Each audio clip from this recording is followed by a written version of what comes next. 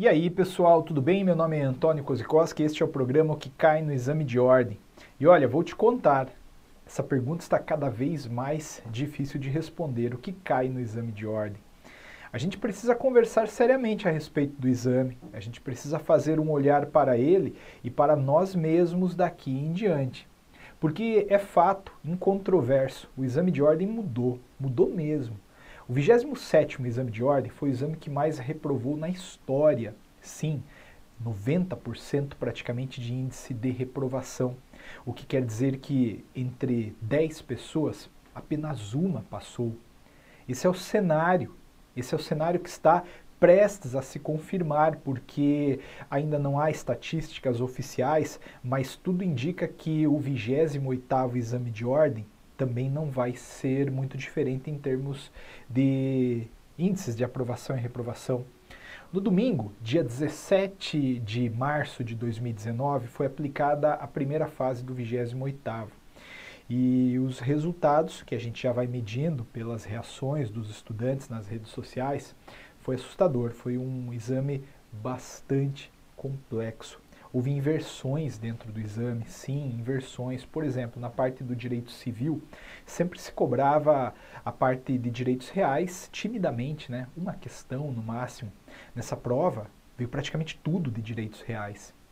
A prova de empresarial também estava muito complicada, exceção da nota do rodapé do livro perdido. Era isso que estava lá na prova de direito empresarial. A gente percebe que a cada ciclo o dedo da loucura recai sobre um grupo de matérias. No 27º foi o direito constitucional, que veio bastante intenso. Agora foi a vez dessas matérias, dentre outras, né? É fato que não existem mais áreas fáceis no exame de ordem. E isso faz com que a gente tenha que olhar para nós mesmos também. Sim, não adianta ficar aqui reclamando do exame de ordem. Ele está aí. Enquanto ele estiver aí, a gente tem que se submeter a ele. A gente tem que olhar para a gente. E a gente tem que entender esse processo de mudança e começar a estudar as coisas de forma responsável. Veja, na preparação, se a gente focar apenas em pegadinha, não vai dar certo. Porque não é só isso que cai na prova. A prova está cobrando os temas numa perspectiva de aplicação, raciocínio. Eu venho dizendo isso há muito tempo, se você acompanha os vídeos, você testemunha. Eu tenho dito que não são mais 80 questões, são 80 consultas que a FGV vai te fazer. 80 clientes que chegam a você com um caso para você ali, em tempo recorde, responder.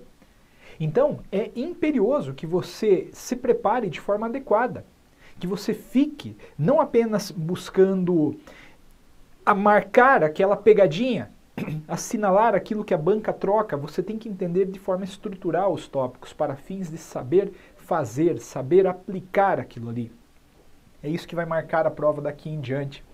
O mundo está assim hoje. O ensino universitário está mudando para um saber ser, para um saber fazer. E a banca já está trazendo isso. É claro que para a gente que eventualmente pega essa transição, depois que passou pela faculdade, é um pouco mais complicado, mas, de novo, infelizmente é o que tem para hoje. A gente pode criticar a banca, a gente pode criticar a própria OAB e deve fazer diante de algumas arbitrariedades, devemos fazer isso naturalmente, mas a gente tem que encontrar o nosso papel nessa preparação e estudar. Eu sei que é difícil, eu sei que é complicado, eu sei que você tem um monte de coisas para fazer, eu sei que você tem tua família, eu sei que você tem teu trabalho, eu sei que você tem tua vida social. Pô, Antônio, para mim não é fácil, eu trabalho de dia, trabalho o dia inteiro, vou para a faculdade à noite, que horas que eu vou me preparar para esse negócio? É complicado, eu sei, mas vai ter que arrumar, vai ter que otimizar a tua agenda e colocar em cada minutinho livre um momento de estudo, nem que seja uma questão para você responder. E não adianta assim, acertei essa questão e vou para outra. Não, tem que entender de fato por que as outras estão erradas. Tem que saber aplicar, saber aplicar. A interpretação de texto está também cada vez mais presente no exame de ordem. Sim, detalhes do texto, do enunciado fazem toda a diferença. Eu, um dia desse, estava respondendo algumas questões de exame com alunos da minha sala na universidade onde leciono. E aí peguei uma questão de 2012 e uma questão de agora. Cara, a questão de 2012 tinha, assim, 30 palavras na questão inteira. O Congresso Nacional aprova decreto legislativo, aprova tratado internacional por alternativa A, medida provisória, B, emenda constitucional, C, decreto legislativo. Era isso. Hoje não, hoje os enunciados são dessa forma. E enunciados críticos. Então, comecem a estudar para valer. Comece a estudar para valer. Se você foi aprovado, parabéns, arrebenta aí nessa segunda fase. Se você não passou, não se preocupe. Não se preocupe. Vai e estuda para o próximo, com categoria. Não fique se punindo, não fique se penitenciando. Hoje a reprovação no exame de ordem não significa a mesma coisa que significava lá atrás.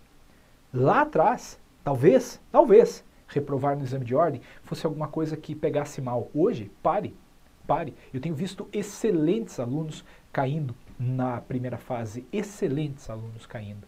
E a gente tem que olhar para a gente e combater isso a partir de um estudo responsável. Vi uma frase um dia desses que era mais ou menos assim: a melhor forma de sair de um sistema que você não concorda é com estudo. Isso mesmo, então pega esse negócio para valer e estuda, porque vai dar certo. Um grande beijo para vocês, tudo de bom, nos vemos por aí.